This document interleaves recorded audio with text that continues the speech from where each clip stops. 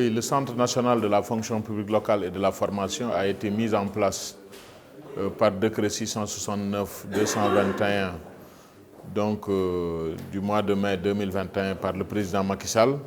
Et le centre a pour mission d'apporter une expertise aux collectivités territoriales sénégalaises dans le cadre de la mise en œuvre de l'acte 3 de la décentralisation en matière de ressources humaines, pour aider principalement dans la mise en œuvre effective de la fonction publique locale et la formation et le renforcement des capacités des exécutifs locaux, c'est-à-dire maires et présidents de département, parce qu'au Sénégal, nous avons 2 niveaux de décentralisation.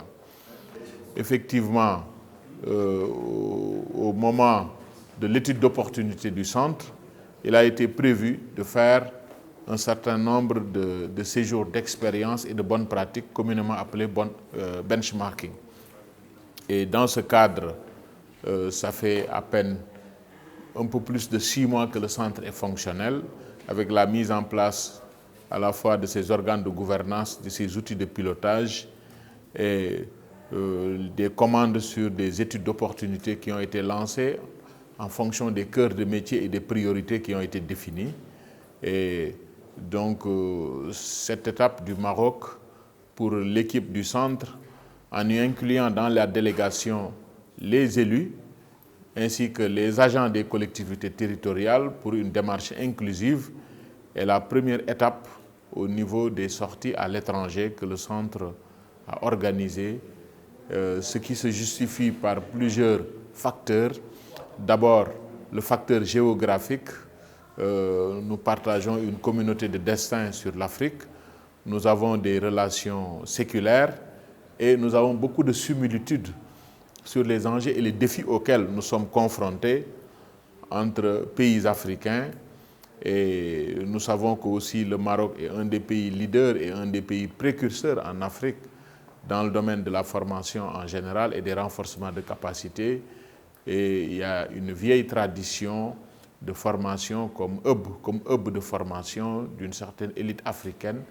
Et même si nous savons également qu'au niveau de la faculté de médecine aussi à Dakar aussi, nous avons vice-versa une très forte demande aussi de l'élite marocaine. Donc, c'est naturellement que nous sommes venus ici et avec les facilités de nos plus hautes autorités, le président Macky Sall et Sa Majesté le Roi, pour, à travers le ministère de l'Intérieur, le ministère des Affaires étrangères, la direction générale des collectivités territoriales et bien sûr l'implication active des associations et l'AMPCC, que nous avons l'opportunité vraiment de faire la revue vraiment de l'ensemble de la politique de formation mise en œuvre selon les différentes échelles de responsabilité, le caractère innovant, les spécificités. Vraiment, ça a été très varié et très riche, où nous avons démarré par une présentation générale du dispositif de formation, de renforcement de capacité, de l'état de mise en œuvre des textes, de la stratégie de la gestion des carrières, de l'organisation des concours au niveau de la direction générale. Nous avons eu des visites extrêmement intéressantes au niveau de l'Institut de formation des techniciens et techniciens sur tout ce qui est technique paysager et aménagement d'espace. Nous avons eu vraiment un grand détour dans le pays profond, à Beni Mellal. Vraiment, bref, est terminé par cette présentation sur le mécanisme de financement africain et de solidarité, qui est un outil innovant, aussi bien dans la forme et dans le fond. Et je pense que ce n'est qu'une satisfaction renouvelée aujourd'hui en finissant par ces présentations. Et nous partons en tout cas revigorés, avec une bonne moisson, sur les opportunités qui ne manqueront pas de connaître de façon pratique et très rapidement.